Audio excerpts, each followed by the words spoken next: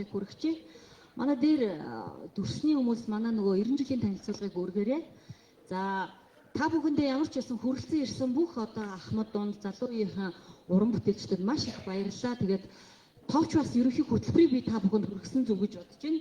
За манай соёл спорт аялал жуулчлал залуучуудын нэртэй болсон 4 салбарыг хариуцж байгаа яам маань энэ киноны 90 жилийг салбарын 90 жил юм шүү гэд ажлын хэсэг гаргасан байгаа.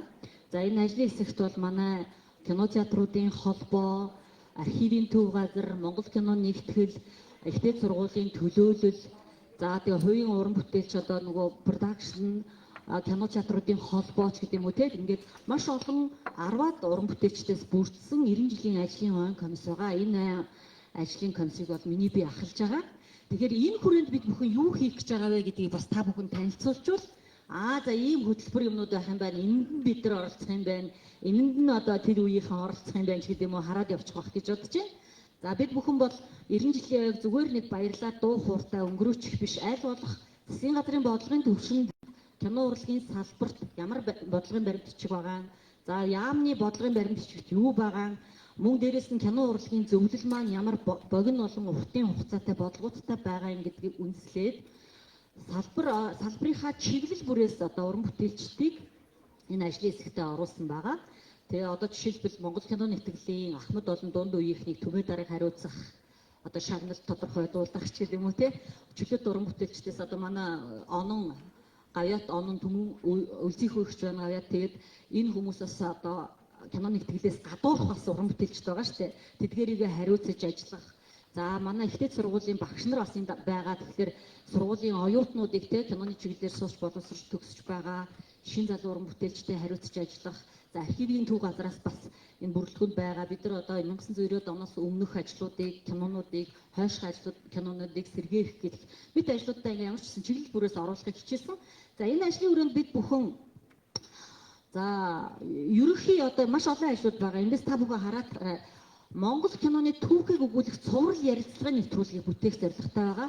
Энэ киноны цуврал нэвтрүүлэгт бол одоо мэдээж та бүхэн манай киноны хамаг суур фундамыг бүтээлцэж бий болгосон ахмад үеийнхэн оролцсон, дунд үеийнхэн оролцсон, одоогийн үеийнхэн маань ч гэсэн ингээд оролцохоор ийм гоё сонирхолтой хэлбэрээр бид нар энэ киноны түүх өгүүлэх цуврал ярилцлагын нэвтрүүлгийг бүтээгээд 12 сар хүртэл ингээд сардаа одоо яг хэдэн удаагаар байна. Одоо манай маркетингийн баг гэж бид нар авсан байгаа. Тэгээд манай баг маань энэ одоо хөтөлбөрийн юмнуудаа гаргачихна. Тэгэхээр бас та нар яг хэрвээ сошиал медиа хөтэлдэг хүмүүс ахын бол манай зөвлөлийнхөө пэйжийг дагаад явал залуучууд бас те яг 12 сар хүртэл кино урлагийн 90 жилийн ойн хүрээнд юу болох вэ гэдэг аягуулсаа хараад явчихна гэсэн үг.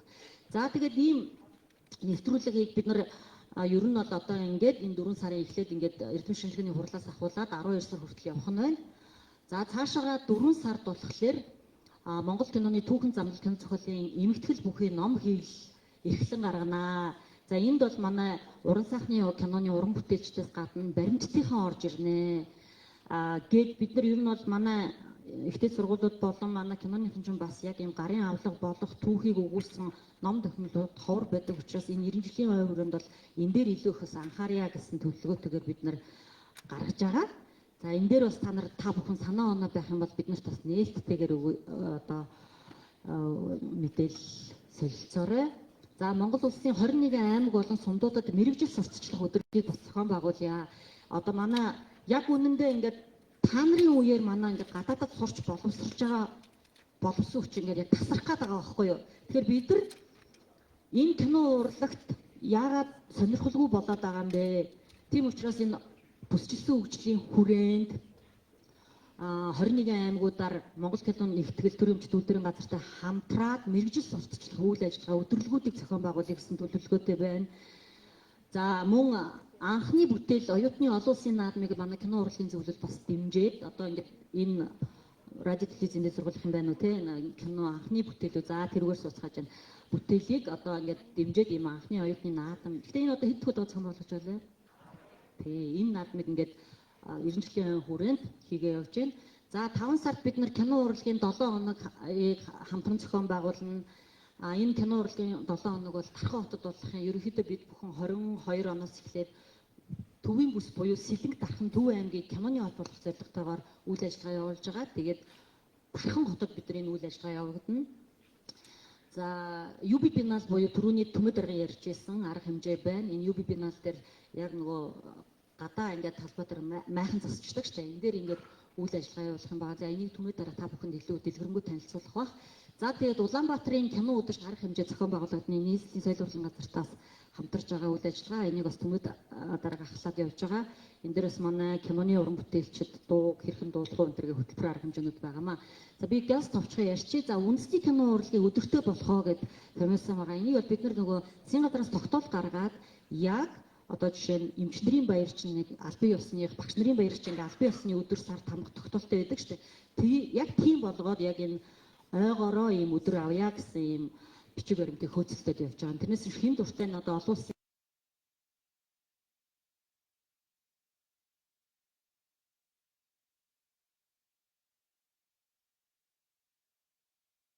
урд нь бас нэгд удаага зохион байгуулсан. Одоо энэ хоёр дахь удаага зохион байгуулах чинь 12 сард болдог байсан. Одоо болохоор бид нэр цаг агаар тэгшэрсэн зуны сайхан дэлгэр өдрүүдэд гаднаас одоо кино уран бүтээлчдийг авчирч одоо олон улсын наадмаа хийя гэсэн төлөвлөгөөтэй 6 сард 6 сарын сүүл 7 сарын ихэр энэ олон улсын наадмаа төлөвлөж байна. За кинонууд л олон улсын төсөл шалгаруулах хуралдаа одоо ингээ явагдаж байгаа. Гэхдээ яг төслийн арга хэмжээ бол одоо 7 сарын бас сүүлээр шалгаруулагдана. Өмнө нь бас нүүдэл олон улсын сургалтыг Америк болон Азийн багш нар ирж засаажсэн. Энэ удаад ч гэсэн Sundance гэдэг Америкийн багш нар ирж бас хичээл сургалтуудыг ороод төслүүдийг шалгаруулад явж байгаа. За бидний хамгийн том бодлогын хэмжээнд анхаарч байгаа нэг зүйл бол оюуны өмчийн асуудал байгаа. Энийг бол бид нэр 90 жилийн хүрээнд энийг нухацтай авч хилцэж бүр захин гэмт хэргийг илрүүлэх хугацааг түргэсгэж одоо ажиллах төлөвлөгөөтэй байгаа учраас өнөөдөр бид бүхэн бас одоо яг энэ эд бас уран бүтээлээ хийгээ явж байгаа уран бүтээлчдийг урьж та бүхэнтэй хамт оюуны өмчийн хилцүүлгийг хийхээр төлөвлөд байгаамаа. За олон улсад Монгол кино төслүүдийг танилцуулах арга хэмжээ зохион байгуулахын за мөн 10 сард болохоор Улаанбаатар олон улсын кино наадам бас мөн дэмжих сангаас дэмжигдээд бас үйл ажиллагаагаа явуулна. Энэ бол бас өргөн өрөнд болоод Монгол киночдыг бас уралдуулдаг болоод эхэлсэн байгаа.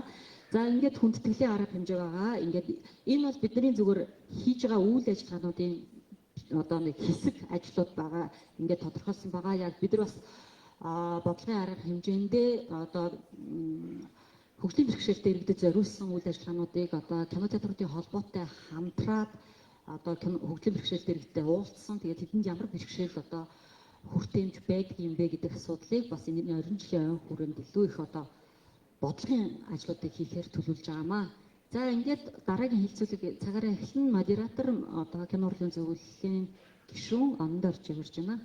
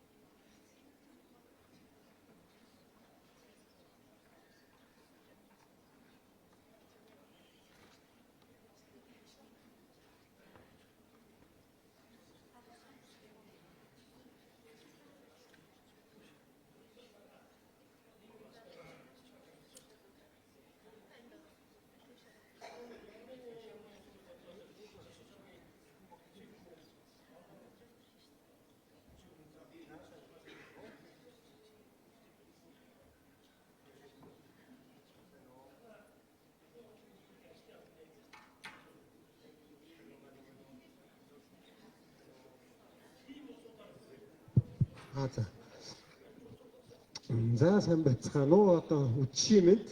За өнөөдрийн бас яг энэ эрдэмтэн шинжилгээний хурлын бас нэг чухал хэсэг нь болохоор бол Монгол кинонд учирж байгаа энэ оюуны эмчийн бас нэлийн одоо тулгымцсан асуудлууд бол байгаа. Тэгээд энэ асуудлын хүрээнд яг хилцүүлэг хийгээд одоо энэ асуудлуудаа болохоор ер нь аль болохоор нэг тийш нь цэгцлээ тодорхой болгох зорилготой бол одоо нэлийн хэдийн мэрэгжилт нь бол хурж одоо ирсэн байгаа. За одоо энэ дээрээс нэрсэн нь бол харж байгаа бах. Тэгэхээр ингээд яг ихтгэл тавих одоо энэ хилцүүлэгт одоо ингээд оролцох санал бодлоо бол илэрхийлэх хүмүүсүүдэн бол дуудаж одоо байранд нь суулгая. За кино урлагийн зөвлөлийн албаны дарга одоо ундралыг бол энэ түрүүнд сууя. Тэгээ бүгдээр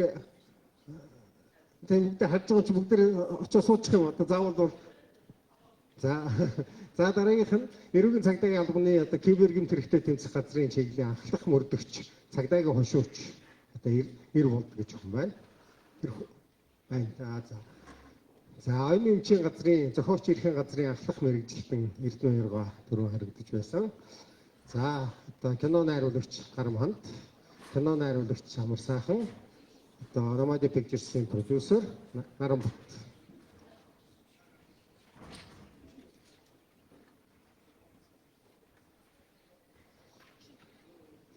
За байх шиг байна те. За юунийхээ PPT-гээ тавих уу?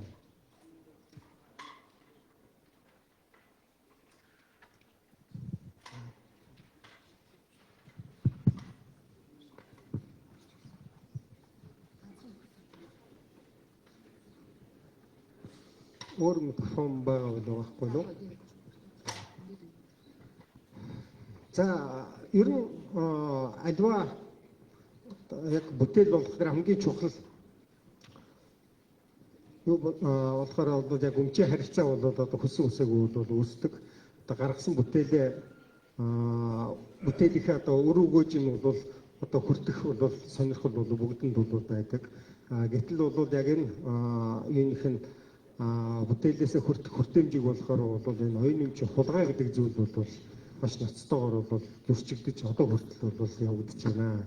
Тэгэхээр энэ талаар бол ер нь нэлийн эртнээс ярилцж байгаа оюуны эмчийн тухай одоо хууль гарсан хэдий бол энэ оюуны эмчийн одоо яг хэрэгжилтийн байдал нь болохоор их хэцүү.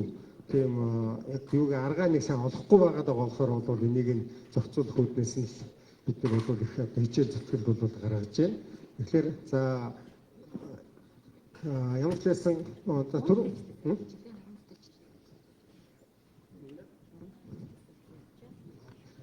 за тэгэхээр яг энэ хамгийн гол хохирж байгаа одоо этгээдүүд нь бол хинбэ гэхлээр бол зөвхөн юунууд бол биш ээ, уран бүтээлчд бол биш. Ер нь бол бас үн ялгаагүй үзэгчд ч гэсэн бол одоо их хохирдсан бол байдаг. Одоо тэдний үзэх ёстой чанартай зүйлийг бол одоо тийм байдлаар нь хүртэж чадахгүй. Юунээсээ дутууд улмаг одоо үнэхээр ингээд урлагийн таашаал авах тийм боломжгүй бүтээлүүдийг үзэж байгаа нь болохоор бол нөгөө талаараа одоо үзэгчтэй ч гэсэн бол хохирож байна. Тэгэхээр энд цугсан байгаа одоо хүмүүсээсээ бол за хамгийн түрүүнд яг асуудлыг одоо хамгийн одоо хурцаар сайн мэдэрдэг одоо хөсөн үсээгүй бол байдал бол за Нарамбатаас эхлэе гэж бодож байна. Продюсерийн хувьд бол их олон бүтээлийн үнэхээр бол ард зогсож байна. Тэгэхээр яг энэ асуудлыг бол бас хамгийн хурцаар бас одоо биеэр мэдэрч байгаа хүний нэг юм болоо гэж. За бүгдэнд нь энэ өдрийн мэнд төргий. Манай кино салбарын Монгол кино нэгтгэлийн 90 жилийн зэрэсгийн эрдэмшлэгээний баг хуралд одоо ихэнх зочд маань манай киноны ахмадууд ирсэн байна. Тэгэхээр та бүхэнд илүү ойлгомжтой энгийн байдлаар ярих гэж хичээе. Яг гэвэл нөгөө яг та бүхний ажиллаж исэн үедээ одоог харьцуулах юм бол нэг цоо шин ойлголт байгаа. Оюуны өмчийн хулгай гэдэг ойлголт. Тэгээ энэ талаар бид нэр ярих гэдэг юм чи сууж байгаа. Тэгэхээр манайх бол Intel Group-ийн хажууд байдаг Nomadia Pictures гэх кино компани. Манай компани юу хийдэг вэ гэхээр кино уран бүтээлчтэй хамтраад кинонд нь санхүүжилт хийгээд энэ киног хийдэг ийм компани. Одоо та бүхний үеийнхаар бол нөгөө улсын төсвөр кино хийдэг те кино үйлдвэрээр хийдэг гэсэн бол нөгөө зах зээлийн үежилжээд одоо хувийн компаниуд хөрөнгө мөнгөө гаргаж кино уран бүтээлчтэйгээ киногоо хийдэг болсон. Тэгэхээр ийм компани байна. Тэр ч утгаараа бид нар одоо яг кино салбарт Unitel гэхээр та бүхэн ойлгож байгаа нь харилцаа холбооны компани.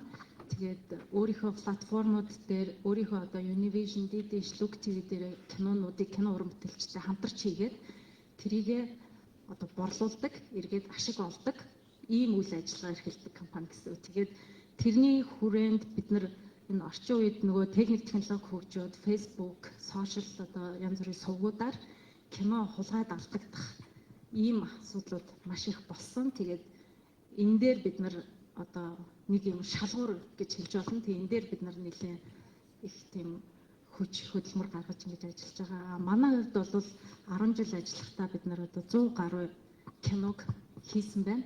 Монголынхаа киноны уран бүтээлчтэй хамтраад. Тэгээ эндээс яг л 10 жилийн өмнөөс одоо болтол хамгийн том асуудал бол энэ оюуны өмчийн хулгай байдаг. Бид нар энэ дээр маш их нөгөө үзэлт, маш их мөнгө олох байсан орлогоо алдчихдаг. Тэгэхээр энэ дээр бид нар яаж тэмцэж байна гэвэл одоо яг нөгөө оюуны өмчийн газар руу харилцаа холбооны зохицуулах хороо гэсэн төрийн одоо цагдааруулч гэдэг юм уу ингээ ханддаг аль ёсоор. Гэхдээ нөгөө энэ цахим орчин гэдэг чинь өөрөө маш хурдтай. Нэг товч дараа л манай киног хуулаад тавихад 10 минутын дотор 1000 үзчихдэг ийм хурдтай технологи байгаа болохоор энэ дээр нөгөө альбом бичиг бэлдээд зохицуулах хороор явуулаа, оюуны өмч рүү өгөөд тэр нь тэн дээр нэг дарга танилцаад тэрийг нь байцаагч нь хянаад цагдаа руу хэрэг болгоод явуулаад гэд энэ өөрөө хэдэн сарын ажил болдог. Тэгэхээр яг одоогийн нөхцөлд бид нар системээр нь ном журмаар нь гэдэг юм уу те гомдлоо өгөөд ингэж явхад аль хэзээ бид нар маш их алдагдлалд орсон байдаг. Тэгэхээр технологийн дэвшлүүд, технологийн боломжийг ашиглаж тодорхой хэмжээнд өөрсдийнхөө өмчийг хамгаалах гэж бид нар үзэж байгаа. Технологийн компани гэдэг утгаараа Facebook-ийн янз бүрийн технологийн шийдлүүд байгаа. Тэгээ тэрийг одоо хэрэгжилж өөрсдийнхөө оюуны өмчийг хамгаалах гэж үзэж байгаа.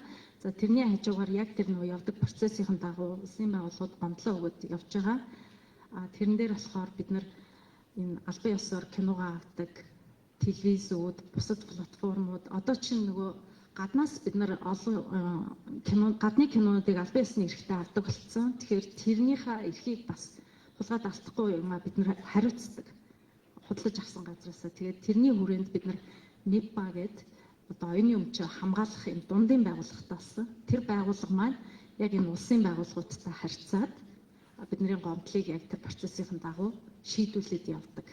Гэхдээ яг бол хамгийн оновчтой, хамгийн хохирол багтай бидний авч байгаа арга хэмжээ бол яг Facebook дээр блоглох тий нөгөө Facebook-ийн ингээд хүмүүс хулгайн кино оруулахад хаадаг нэг тийм хэсэг байдаг. Тэгээ тэрийг ашиглаж ер нь технологийн тэр шийдлүүдийг ашиглаж киногоо хамгаалахыг юун төрөнд одоо анзаарч хийж байгаа гэсэн. За энэ одоо энэ юм чи хулгайн асуудал бол яг өөрөө биеэр эдэлж ижил тэрийг ингээд яг хохирлоо сайн мэддэг. Бусд нь болохоор бас төдийлөө яг ингээд нөгөө хаста яа хаширсан гэж хаширсан хүнийг гэж хэлдэг гэдэг шиг хамгийн нөгөө тэр бол мэддэггүй болохоор бол яг энэ уран бүтээлчд маань зүгээр яг өөрийнхөө тэгэхээр яг биеэр туулсан зовлонгоосоо ер нь нэг юм товчхон хэлээ. Одоо яг ингээд асуудал үнэхээр хурц байна.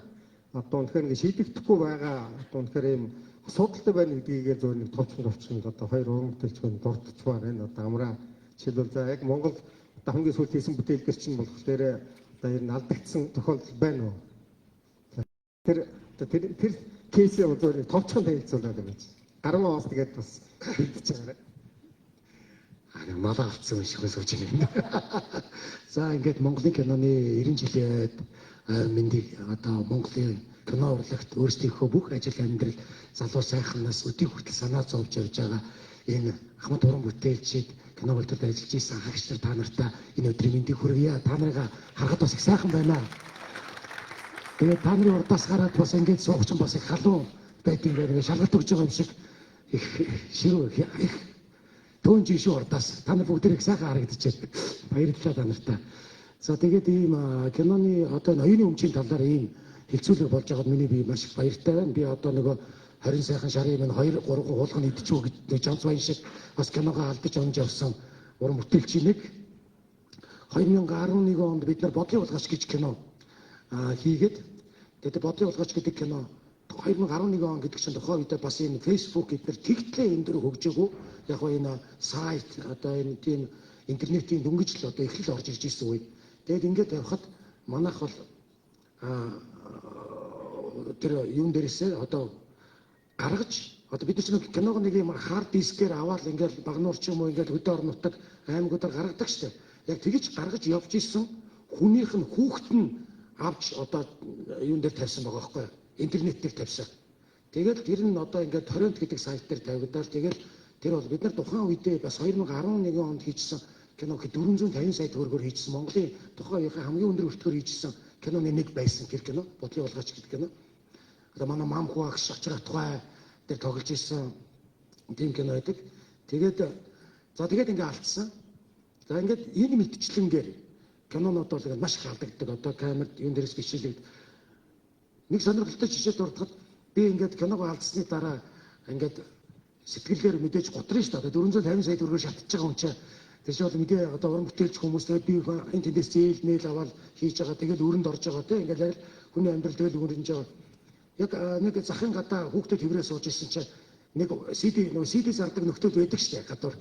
Нэг CD зардаг нөхөр ирээд CD авах уу гэдэг яг миний киног надад зарах гэж байгаа байхгүй. Тэгснэ намайг таниад тэгээд болж байгаа байхгүй. Тэгээ би нөгөө түрүүш ингээд муухай харсан чинь нөгөө бодлын улгаач гэж бүр CD гаргацсан байгаа тэр чинь. Тэгээ нөө чинь бүүж яваад жоохон байсан эргэж ирээд надад нэг шил ярих өглөө. За ах нь бол хулгаалаагүй шүү. Ах нь зүгээр эний чинь зүгээр л зарж байгаа хүн. Ах нь хоёр хүүхдийн сургалтын төлбөрийг их сургуулийн сургалтын төлбөрийг энүүгээр хийсэн шүү. Чамд их баярлалаа гэж байгаа. Тэгээд бид нар чинь тэрний оронд яг тэр хүн их азтай л байна л да. Одоо юу гэх юм бас нэг талдаа миний сэтгэлийн мухард бас нэг хүнд буян болж байгаа гэж бас бодол төрөлгч гисэн.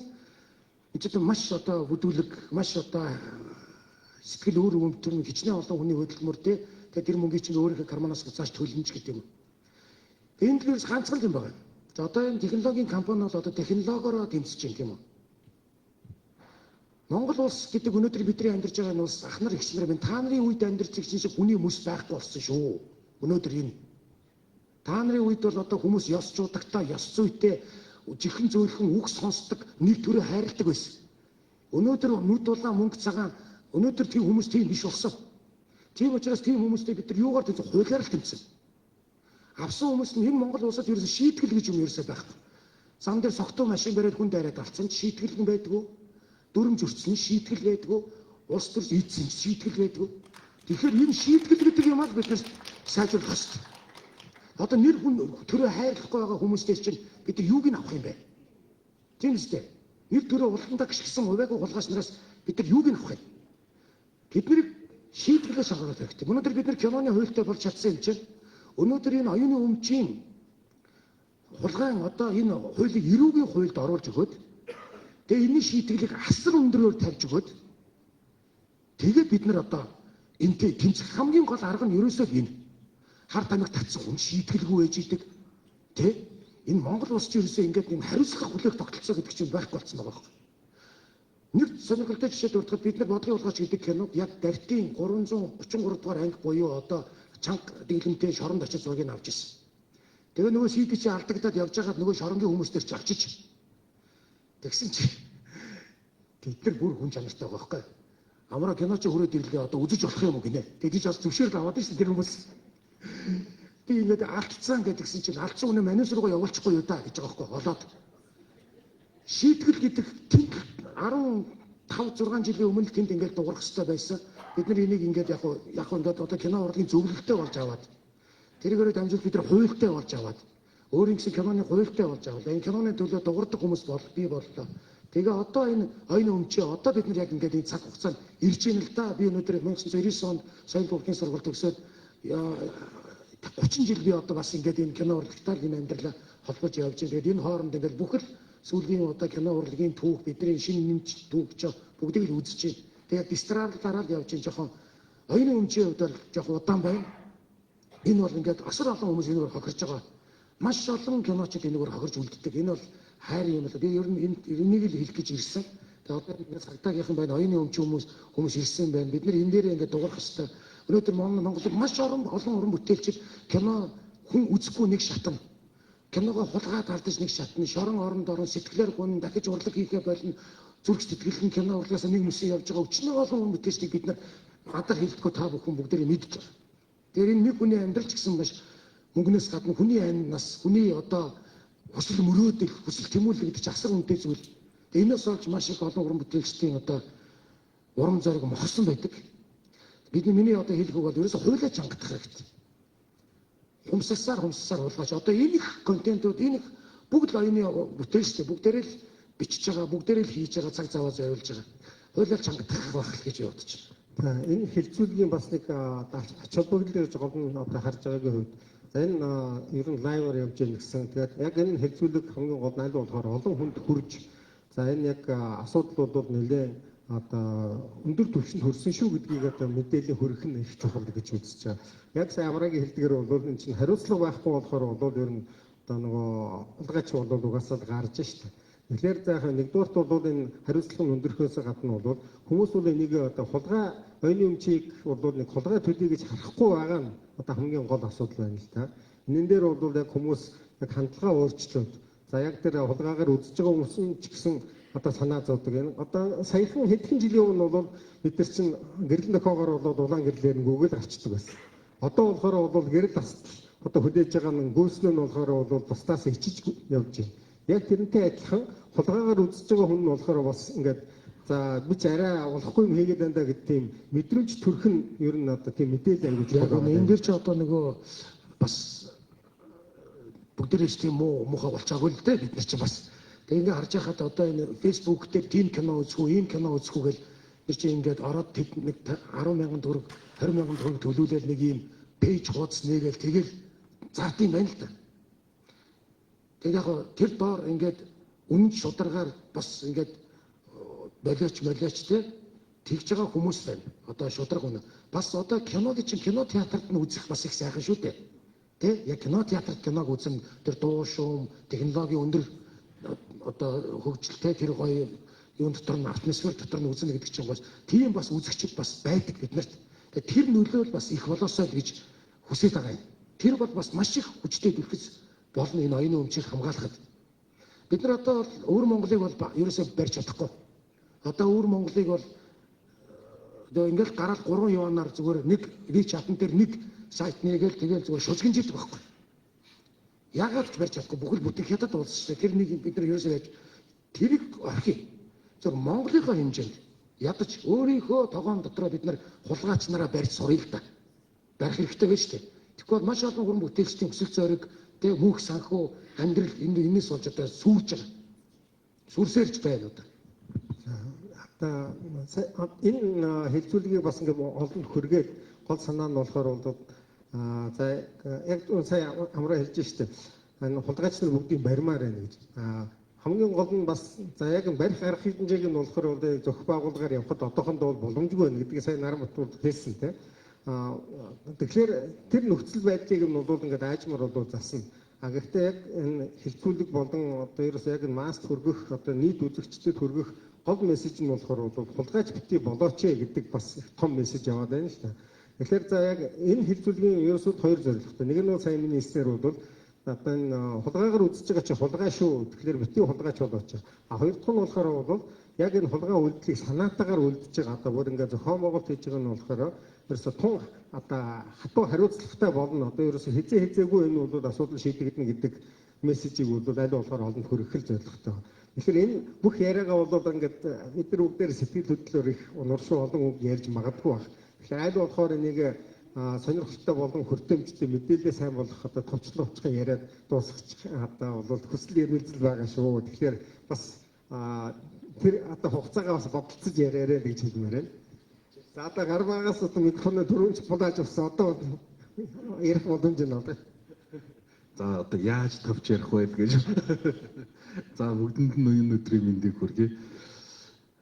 Одоо сая та өөрөө хэлж байна. Энэ хүмүүс оюуны өмчийг хулгай гэж бодохгүй байгаа маа гэдэг тэ. Тэгэхээр энийг өмч гэдгийг бас батлах хэрэгтэй юм шиг. Оюуны өмч гэхлээр энэ хаасайгүй явж идэг үзэж болдог тэ.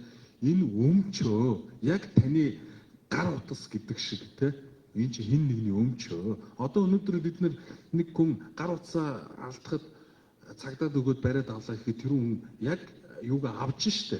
Ялч шийтгэл одоо юу гэдэг те. Тэгэхээр манайх зөөлдөд байгаа. Гэтэл энэ чинь гар утас биш шүү дээ. 40 50 хүн нийлээд 4 500 сая тэр бум те маш олон хүний энэ оюуны өмч гэхэлэр нэг кино гэдэг нэг файлын тухай яриад байгаа юм шиг болчиход байгаа. Нэг юм файл яваад байгаа те. Гэтэл энэ чинь зохиол тий. Энэний чинь ард маш олон хүн ажиллаж байгаа. Маш олон хүний оюуны өмчийн асуудал хөндөгдөж байгаа. Тэр нэг файлын тухай биш. Тэр дээр одоо ажилласан зохиолч, найруулагч, хөгжмийн зохиолч гэдэг оюуны өмчөд бүртгэдэг маш олон хүний юу хөндөгдөж байгаа. Одоо манай нараа хэлж ин хөрөнгө оруулагч гэдэг маш том эрсдэл рүү орчиж байгаа байхгүй юу, мөнгө гаргаж өгч юм те.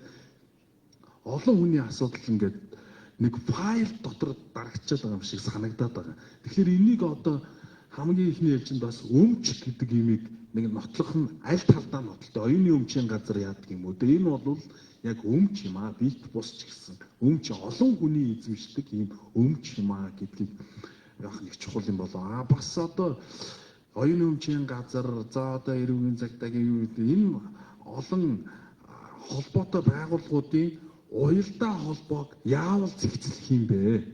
Нэг юм алдчихдаг, цагдаад ханддаг, оюуны өмчийн газраасаа тийм юм яагаад, ийм юм яагаад ингээд наашаа цаашаа явах нь бол үнэхээр тамир тасалдаг аа.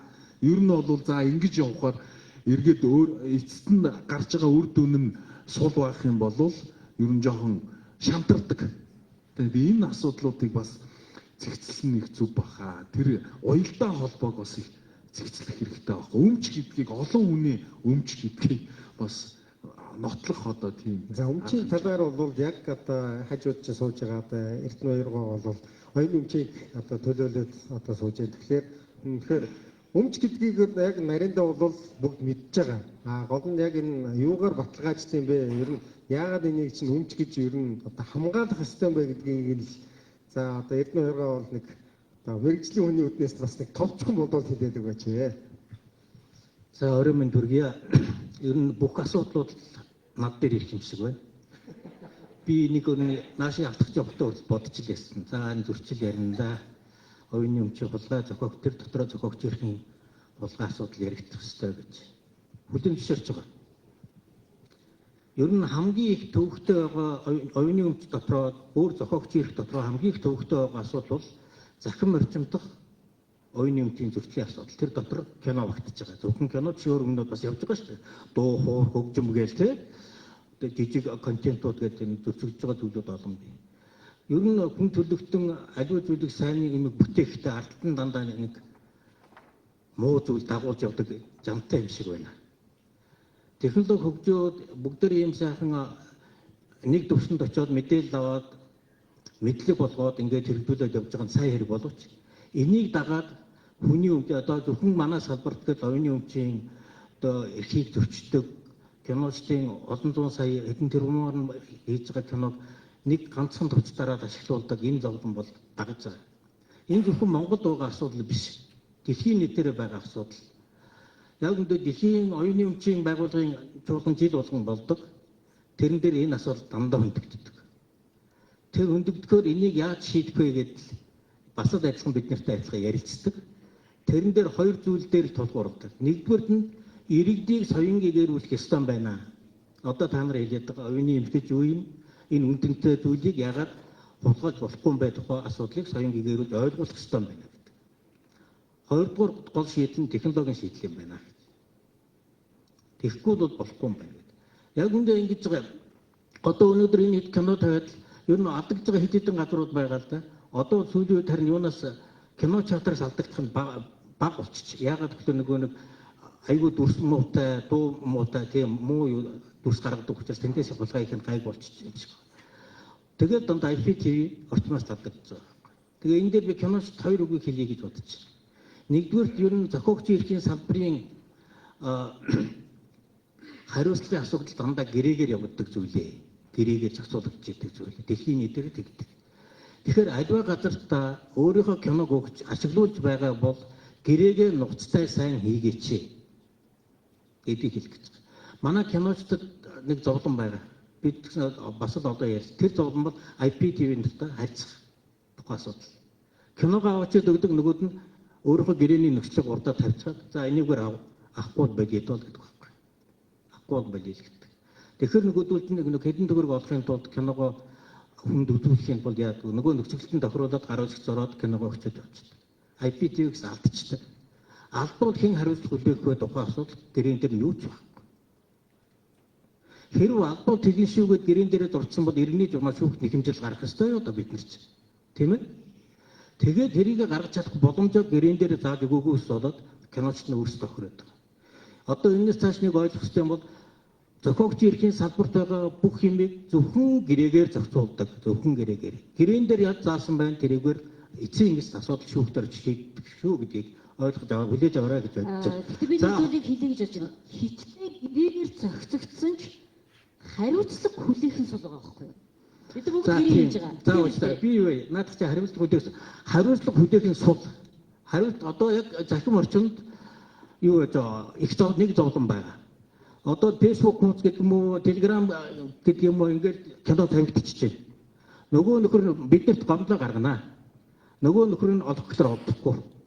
Тэр нь гадаад сууж байдаг байхгүй. Америк ч юм уу, Хятад ч юм уу, Бэлэг ч юм уу нэг гадаад сууж байдаг. Өөрөөхөө Facebook хуудсан тавьчихдаг.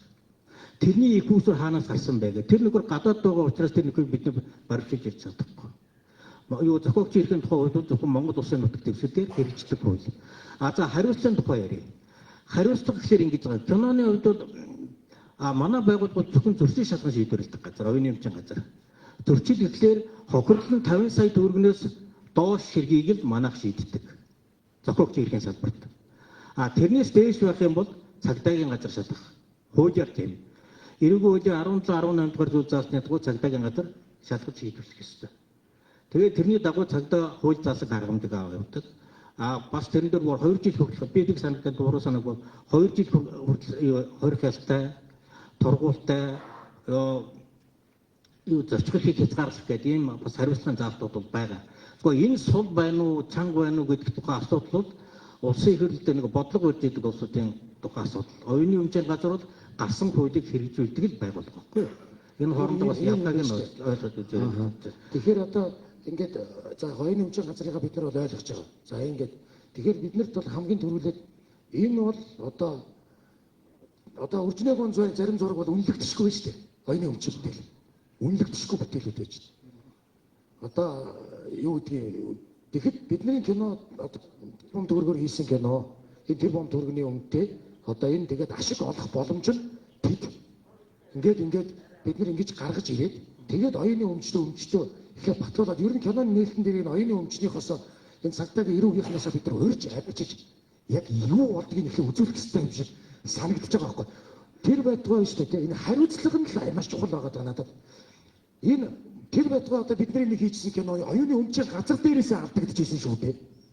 Оюуны өмчийн газар оюуны өмчүүдэд бүртгүүлэлт өгсөн CD-г оюуны өмчөөс интернет тавьсан тохиолдол. Оюуны өмчийн ажилтан тавьсан тохиолдол байна шүү.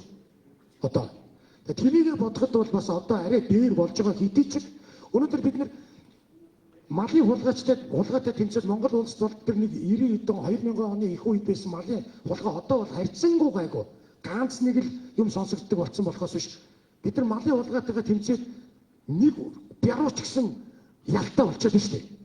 Тэгэхэд энэ том оюуны бүтээл кино гэдэг тийм энэ бүтээл дээр 100,000 төгрөгийн торгуул яваад байгаа байхгүй юу? 500,000 төгрөгийн торгуул. Нэг өхөрний үн хүрэхгүй юм үнээр торгоод байгаа байхгүй юу? Тэгээ нөөцийн дахиад хулгайлаа шүү дээ. Юу 500 байтугай тэр чинь хэдэн саяар нь олж байгаа хүн юм чинь 500-аар торгуулаад дараагийн ямар ч асуудал байхгүй. Дахиад хий. Тэ? Одоо чи CD байсан бол одоо бүр ингээд интернет болоод ингээд хөгжсөн. Тийм байгаамаа. Тэгэхээр энэ дээр бол яг ингээд оюуны эмчийн газрын тайлбар бол ойлгомжтой. Тийм байна. Тэгэхээр яг ингээд их хууль биелүүлдэг байгууллага гэж л да. Тэгэхээр бид нар энэ хууль биелүүлдэг байгууллагатайгаа бид нар одоо нэгт холбоотой ажиллаж байгаа л тэгэл цаашаа явах юм байна л да. Ерөөр. Тийм ээ юу яа л дөө. Зохиогчийн эрхийн тухай хуульд нэмэлт өөрчлөлт оруулах тухай асуудал яригдж байгаа. Тэгэхээр киноны байгууллагуудаас одоо хэлээд байгаа тэр саналуудаа тавьчих хэрэгтэй манай оюуны эмчийн газар. Танаа дээр зохиогчийн эрхийн тухай хуулинд нэмэлт өөрчлөлт оруулах гэж байгаа юм байна. Бидний зүгээс ийм санал байна. Одоо хариуцлага залбуудыг хэлэх нь шүү дээ. Ийм юм байна гэдэг. Тэр саналыг яаж юм гэхээр хуулийн төсөлд оруулаад тэгээд нөгөө ямар дамжуулаад юу руу явуулна шүү дээ. Улсын их хурл руу явуулна. Тэдгээр яаж батлагдах нь улсын их хурлын асуудал болно тийм. Тэгэхээр энийг зөв ойлгож ягаараа гэдэг. Хоёрдугаар ингэж байгаа юм аа. За кино авахаар ямар процесс болд юм бэ гэж. Энийг гүйж ирээд манад өргөдлөө өгнө. Манайх аваад яг хуулийн хугацаа бол эхний 5 хоног дотор зөрчил хэрэг нээж шалгах уу, цагдаа руу шилжүүлэх үү, эсвэл бүр шалгахаас татгалзаад орхих уу гэдэг ийм үндсэн 4 үйл ажиллагаагийн нэгийг хийх хэрэгтэй тэр бүцэг. Тэгэхээр яг тэгэхээр эднийс хэлж байгаа үнэн баггүй. Австралид өгж хооронд нөгөө кино хэдэн мянган гаруй үзэгдээд алгууч, хэдэн 10,000 гаруй үзээд алгуучдаг. Үнэхээр хохирч байгаа. Тэгээ энийг бид нар яаж зохицуулах хэрэгтэй вэ? Хуулийн өрөөнд гээд бид нар 5 хоног хүлээх үү? Манайх айлтгуур хордлоо дотор дорн дүгнэлт гаргаад тэгээд харилцаа холбооны зохицуулахаар одоо явуулдаг. Харилцаа холбооны зохицуулахаар хороо хүлээж аваад нөгөө тийч нь Монголд хандтыг хаачиж байгаа. Монголд хандтыг. Тэрнээс дэлхийд дээр байгаа өөр тарцсан газруудыг манайх хааж чадахгүй ш. Тэрийг хаагаад ятгахтаа Монголын улсууд нөгөө Монголд байгаа иргэд тэрийг нь үзэгчд үзэж чадахгүй болгож байгаа юм л да. Тэгээд тэрний дараа бид нар төрчлийн иргэн үүсгэх юм уу, цагдаагийн газар шалгах юм уу гэдэг дараагийнхаа аргамжийг аваад явж байгаа. Тэрэн дотор 100-ны бараг 80% дандаа гадаад цэрэгт байдаг хүмүүс тавьчихдаг. Энэ зүгээр яг манад Монголд байгаад дансны дугаар элбэм тавьчихсан тийм нэг хүн мэдчихэж байгаа зүйлэн дээр бид нар хуулийн дагуу харамжаагаад аваад явж байгаа. Хуулийн дагуу харамжаа аваад явж байгаа. Зүгээр харин тэр чанга судын бол түрүү ярьчихсан тийм ээ. Яг асуудал ингэж л явж байгаа. Одоо тэгтээ нэг оюуны өмчийн нэг та нарт хэлэхтэй юм бол юу онцлог зүйл байдаг. Тэр зүйлүүд зөвхөн эрэх эзэмшиж байгаа хүмүүс л гомдол гаргах хэрэгтэй. Эрэх эзэмшиж байгаа улсууд. Тэрнээс ус дөржийн өмнөөс дулмаа юу гомдол гаргаад иж болдгоо. За Эрдэнэ зүгээр нэг юу л хэлмээр байна. Ялангуяа оюуны өмчийн газар бол хуулийн хүрээнд тавьдуул ажиллана тийм. Тэгэхээр яг энэ хилцүүлгийн бас нэг зориод байгаа зүйл нь өгөхлөөр за нэгтгэн одоо яг түрүү хэллээ олон улсын хэмжээнд ч гэсэн бол нөгөөхөр одоо иргэддээ бол маш зөв ойлголт төрүүлэх хэрэгтэй байна. За хулгай хийгээд байна гэдгийг үгдэнд ойлгуулах. Хоёрдугаарт бол хуулийн хариуцлага ярихад бол яг одоогийн байгаа тогтолцоо бол ерөөсө хариуцлага хүлээлгэж чадахгүй. Тэгэхээр бид нар яг энэ хилцүүлгийн гол зорилго нь юу гэхээр бол энэ хууль тогтоогчид энийг одоо хулгай гэдгийг бол бас бүрэн уртгамсарлах хэрэгтэй. Яг сая түрүү хэлдгээр бол бүхэл бүтэн одоо 100 хэдэн саяын одоо киногийн одоо хохирол гарцсан байхад бол торгуулийн үнийг өхрийн дайнд хүрэхгүй. Тэгэхэд өхрийн хулгай бол одоо үнэхээр одоо ноцтой болсон. Тэгэхээр яг энэ нөхцөлийг л өөрчлөх хэрэгтэй байна шүү дээ. Тэгэхээр энэ юуг нь өөрчлөхийн тулд бол энэ тогтолцоог бол бүр яг хуулийн төвшөнд өөрчлөх хэрэгтэй. За тэгэхээр бодит байгаа нөхцөл байдал нь бол яг ямар байгаа одоо за кибер гэмтрэгтэй тэмцэж байгаа одоо цагдаагийн төлөөлөл маань одоо 90 гаруй нэг бас товчхон хэлээд өгөөч. За эрхэм оюуны өмч үйлдвэрлэгч кино уран бүтээлч та бүхэн энэ өдрийн мэндийг хүргэе. Миний би кибер гэмтрэгтэй тэмцэх газрын чиглэлийн ахлах мөрдөгч цагдаагийн өшөөч ирээ болт гэдэг албагч байгаа. За юуны өмнө одоо түрүү оюуны өмчийн газрын мэрэгчлэн маань та бүхэнд яг тодорхой хэллээ. 50 саяас доош хохиролтой бол оюуны өмчийн газар, 50 саяас дээш хохиролтой бол цагдаагийн байгууллага шалгана гэж байна. За цагдаагийн байгууллага за тэр дундаа кибер гэмтрэгтэй тэмцэх газарт энэ хэргийг хариулуулахаар улсын ерөнхий прокуророос хариулт тогтоосон юм гэхээр үгүй. Нутаг дэвсгэр хариуцсан цагдаагийн нэгж нь оюуны өмчийн хулгайтай тэмцэнэ. Кибер гэмтрэгтэй тэмцэх газар бол зөвхөн кибер орчинд халтсан тусгай техник хэрэгсэл програм хангамж ашиглаж үйлдэлсэн гэмтрийг шалгана гэдэг улсын ерөнхий прокуророос хариулт тогтоолгоцсон. Тэгээд кибер гэмтрэгтэй тэмцэх газарт бол энэ гэмтрийг яг оюуны өмч болон зохиогч эрх оюуны өмч болон зохиогч эрх түн таамаг эрхийг зөрчих гээд энэ хэргийг бол шалгахаар бол хариулт тогтоохгүй. За ингээд манай хамт олонны зүгээс бол өнгөрсөн 1 жилийн хугацаанд яг энэ киноны хулгай гэж яриад байгаа. Энэ кино хулгайн зах зээлийг судалж үзье. Хичнээн ийм киноны хулгайчид Монголд байх боломжтой байна. За ямар сувг, зам, арга хэрэгслээр энэ кино хулгайлж бусдад худалдаалж ашиг олох замаар одоо үйл ажиллагаа явуулж байна. За энэ далд эдийн засаг нь хэдийн хэмжээнд хэдэн төгрөг эргэлдээд байгаа юм бэ гэдэгтэр судалгаа хийя гэдэг энэ цагдаа ерөнхий газрын тэргуундэд дараагаар өдөрдөмж батлуулаад копирайт гэдэг тусгай арга хэмжээ хэрэгжүүлсэн одоо нууц далд аргаар энэ төрлийн гэмтрэгтэй тэмцэх бодлогыг хэрэгжүүлээд за ингээд эндээс ямар нөхцөл байдлууд тогтоолж байна вэ гэхээр за яг одоо энэ амраа найруулагчийн хэлжсэн нарын тухайн одоо 10 жилийн өмнө CD-гээр хуулбар зардаг байсан киноны улгаа бол Telegram платформ руу бүрэн шилжсэн. За Facebook дээр бол кино хуулбарлаж тавигдаад нөгөө Facebook-ийн алгоритм нь өөрөө бусдын оюуны өмчийн тодорхой хэсгийг хуулбарлаад таслаад тавьсан тохиолдолд Facebook алгоритм нь өөрөө ажиллаад тухайн видеог блоклоод дахин хоригддог тийм систем рүү шилжсэн. Харин Telegram дээр WeChat дээр бол чөлөөтэй явж байгаа. За Telegram WeChat нь өөрөө манай Монгол улсын үндэсний платформ биш, гадаадд сервертэй байдаг. За ингэхээр Монгол улсаас шууд энэ Telegram WeChat дээр хариу арга хэмжээ аваад хориглогчдын юм тасан зогсоох видео контентыг устгах, татуулах тийм ямарч боломж байхгүй болчих. За ингээд ямар хүмүүс кино хулгайлаад байна гэдэг дээр судалгаа хийгээд үзэхээр за дансны дугаар байна. За дансны дугаар нь байгаа ингээд дансаар нь хөвгөд олчч болдгоо мө гэдэг асуултууд ирдэг те. За ингэнгүүт дансын нөгөө бусдын дансыг төлбөртэй өдрийн 200 мянгаар сарын сая төгрөгөөр одоо иргэдийн дансыг ашиглаад нөгөө гид үйлдэлд ашиглаж байгаа. Тэнд нөгөө дансаа ашиглуулж байгаа этгээд өөрийнхөө дансыг юунд ашиглуулж байгаагаа мэдэхгүй тийм тохиолдол байгаад байдаг. За ингээд цаашаа хөөгд үзэхээр за мөнгөний урсгал нь юунд зарцуулагдаж байна, ямар хэлбэрээр явж байна гэхээр энэ захим орчинд гэмтрэг үлдэж байгаа этгээдүүд маань өөрөө бас одоо нөгөө нэг жирийн халаасны хулгайч гэдэг юм уу, орон байрны хулгайчийг бодвол техник сэтгэлгээтэй захим орчинд ажиллах чадвартай гэдэг юм уу, толгоогоо ажиллуулж чаддаг болсон. За ингээд бүх мөнгөө цуглуулж байгаа 8 шаргын валютын зах дээр очиод валют болгочдөг гэх чинь. Тиймэрхүү байдлаар ингээ хөрөнгийн их усрыг нуунд алдалдаг. За крипто валют болгодог. Иймэрхүү байдлаар бол мөрдөн шалгын ажиллагаа явуулахад хүндрэлтэй удаашралтай нөхцөлөд байдаг. Тэгээд тэнд бол нөгөө Telegram дээр кино байрш дээр байж л. За ингээд тодорхой хэд хэдэн этгээдүүдийг дайчлаад баримтлаад шалгалтын ажиллагаа явуулсан. За хуулбарлалт нэг гол 3-4 этгээд тэндээсээ бусад жижиг группүүд рүү зардаг.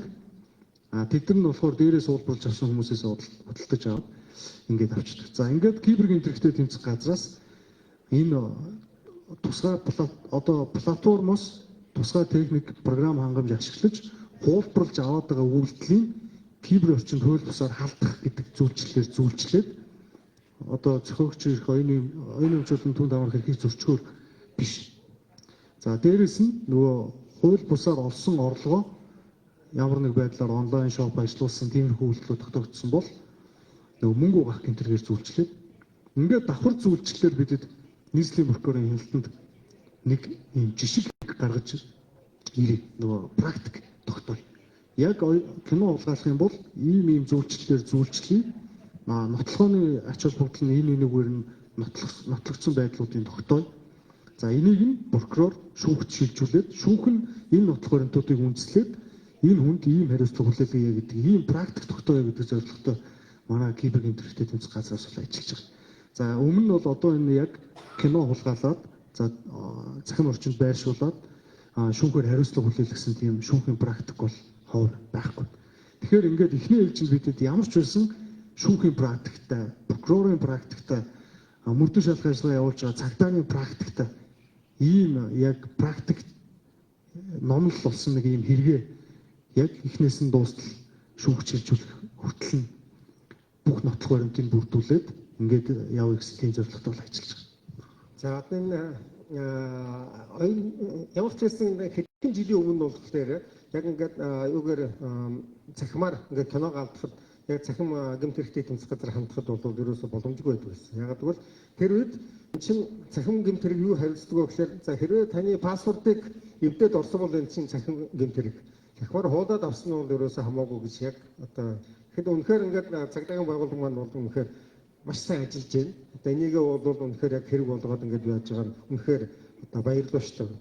Хоёр дахь асуудал гэхлээр яг юм ялангуяа нийтээр ярьж байгаа дээр бол нөгөө нэг юм гэмт хэрэгтэй кинонууд баг зарим аргыг заагаад өгсөн байдаг шүү дээ. Тэгэхээр ингэж хамаагүй болсон яриад за энэ чинь данс шилжүүлдэг юм байна, тэдэнд хөргөөр ашиглуулдаг юм байна гэж хамаагүй ярих бас аюултай. Тэр чинь баг эргээд нөгөө аргыг мэдэхгүй байгаа боломжит хулгайчнаас бол аргыг зааж өгчих гээд байна ер нь. Тэгэхээр тийм бас мэдээлэлээс нэг жоохон зайлсхийх нь бол бид нар зүйтэй болов. Харин яг ийм одоо гол хөргөж байгаа мэдээлэл нь юу гэхээр бол за захин гэмт хэрэг одоо хэлцээхэн болохоор бол киноны хулгайтай шууд тэмцээл эхэлчихжээ. За одоо бол ерөөсө болгоом жил та нар хэрвээ одоо ингээд үйлдэл хийх юм бол одоо ер нь тун удахгүй баригдах нэ гэдэг бол мессеж нь хамгийн чухал байгаад байна л та. Тэгэхээр энэ мессежийг бол явуулсан хөргөжүүлж чадлаа. За одоо харин за одоо энэ юуны энэ яг энэ арга хэмжээг зохион байгуулах одоо ингээд яг болсон яг санаачилсан одоо яг энэ кино урлагийн зүйл одоо дарга одоо ундрал усныг энэ талаар бол яг өөрийн нэг үзэл бодлоо бол хэлхийн зүйтэй байх гэж бодож байна. Тэгээд амраа юм. Би нэг ярьчих уу? За бидний хамгийн гол зорилго юу юм бэ гэхлээр манай уран бүтээлчд манай кино урлагийн зөвлөл рүү нэг бус удаа орж иж одоо гомдол саналаа өгдгөө 2 3 төрлийн зөвлөл дээр за түүний топ нэг жишээ нь одоо манай хөслөө практикийн сууж амар уртаа орчихсон. Энэ одоо бидний оюуны өмчийг те ингээ хулгайлаад байна ундарлаа хулгайлаад энэ чинь хулгай байхгүй юу гэж орчихсон. Тийм. А бид нар энийг хулгай гэдгийг бүх уран бүтээлчид мэдээд байгаа хэрнээ хууль тогтоол гаргаж байгаа тэр хүмүүстүүд маань энийг анзаарахгүй байгаа байхгүй. Тэгэхээр өнөөдрийн энэ хилэлцүүлэгт би бас нэг юмд гомдолтой байна л да. Яг энэ хилэлцүүлэгт уран бүтээл хийдэг хүмүүс ирэх байгаа зү. Тэгээ дандаа алдсан уран бүтээлч байхгүй. Өөртөө ийм хувийн хичээсэн байгаа байхгүй юу? Хамтын дуу хоолой хүргэх ёстой байхгүй юу? Нэг нэгээрээ манай оффист орж ирэх биш, биднэрт гомдлох биш. Яг өнөөдөр энэ хилцэж байгаа асуудал дээр тогтвортой нэг байр суурьтай дуу хоолойгоо өргөх ёстой. А тэр дуу хоолойг чинь бид нар өнөөдөр хууль дүрм гаргаж байгаа этгээдүүдтэй хүргэх гээд энэ ажлыг хийж байгаамаа.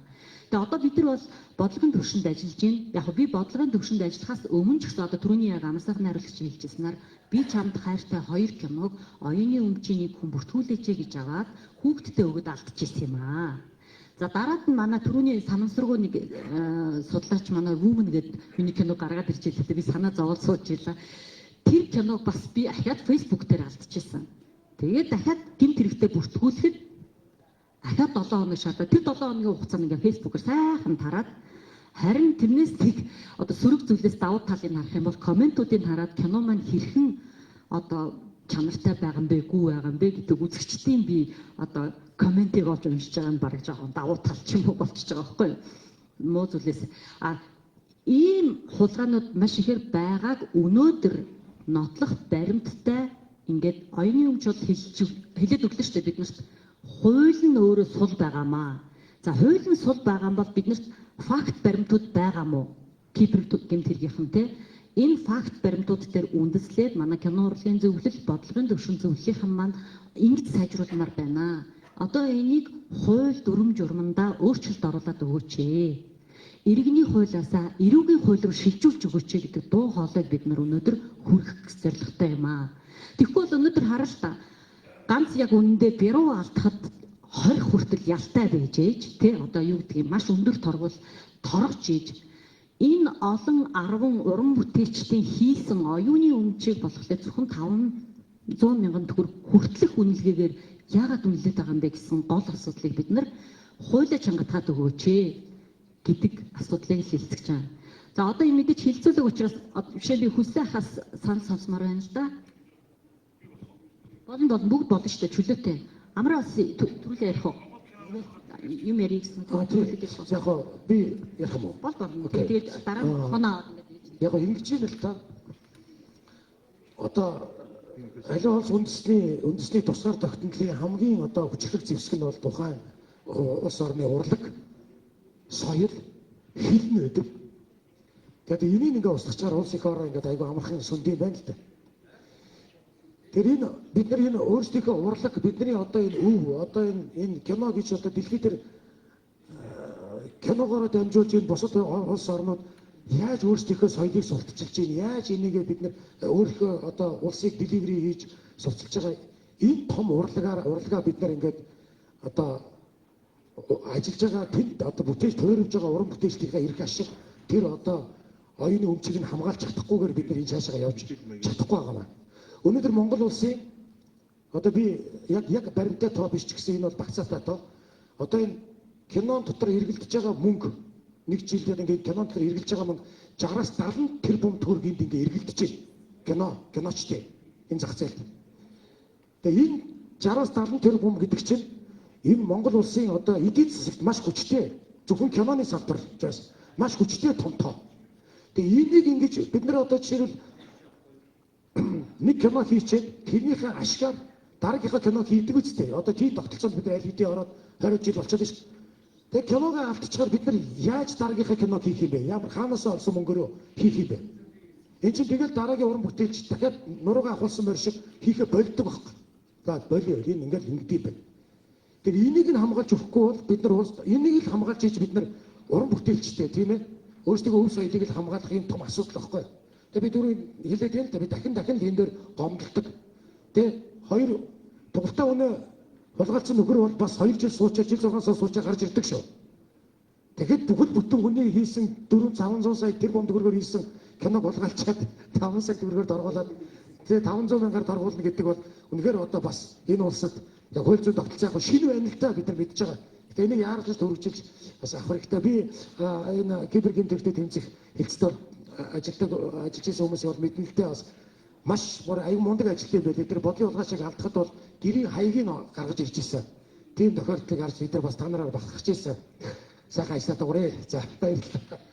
За би болохоор Монгол кино нэгтгэлийн үүднээс одоо сэдв хэлэх болохгүй байна. Энийг үгээр зохиогч ирэх байна. Оюуны хулгайтай адилхан юм болоод байгаа юм да. Юу гэхээр 1999 оноос хийгдсэн бүх уран бүтээл тухайн үед улсын мөнгөөр бүтсэн уран бүтээлчд нь уран бүтээлийн шагналыг цалин авсан учраас Монгол кино нэгтгэл зохиогчийн эрхийг эзэмшнэ гэдэг 259 дугаар алдартай тогтоол байдаг.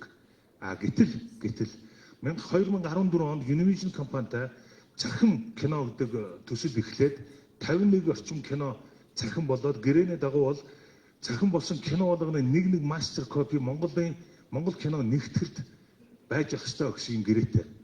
Тухайн үеийн захиргаанууд хоорондоо муудалцаад гэрээнийхээ юу хөрөхгүй хил амдаа хөрөхгүйгээр хоёр тишаараа суудсан байлээ. Тэгээд одоо эндээс хин хохирж ийм гэдэг Монгол кино хохирч байна. Манай бүртгэл дээр 180 орчим ахмадууд байдаг. Манайдаас тэтгэврт гарсан. Би энэ хүмүүсийн нийгмийн асуудал, эрүүл мэндийн асуудлыг одоо та бүхнээ хийж чадахгүй. Сайндаа цагаан сараар нэг хэдхэн цаас өгөх боломжтой. Яагаад гэвэл эрүүл мэнд нийгмийн асуудлыг чинь шийдэхээр өчнөө хууль намайг хордог. Би өөрөө хэрэгт орохоор болдог, аудитор унах болдог. Тэгэхээр гурван байгууллага уулзалт хийгсэн. Архив, Univision, Монгол кино. Univision болохоор маш нээлттэй байгаа. Тэг яа. Танаар зохиогч эрхийг чинь шийдэхэд бид нар бэлэн байна. Тэгээ зохиогч эрхээ шийдсэн байгууллагатай бид нар харилцъя гэсэн. Ганц хариу өгөхгүй газар бол архивын төв газар. Архивын төв газар оны өмнө 2 удаа албан бичиг явуулсан. Уулзъя, ярилцъя, энэ асуудлыг нэг тийшээ болгоё гэсэн. Манайх захирал байхгүй, дарга байхгүй, одоогоор төр орлон гүйцэтгэгч хүнтэй гэж байгаа. Тэр хүмүүний асуудал шийдэгдэх юм бол 300 уулзалт хийх юм бол би заавал 100% тэр орлогыг авнаа гэж дайрахгүй. Тэд нар аргагүй хамгаалж байгаа, хадгалж байгаа, нөхцөлийг бүрдүүлж байгаа тийм ээ.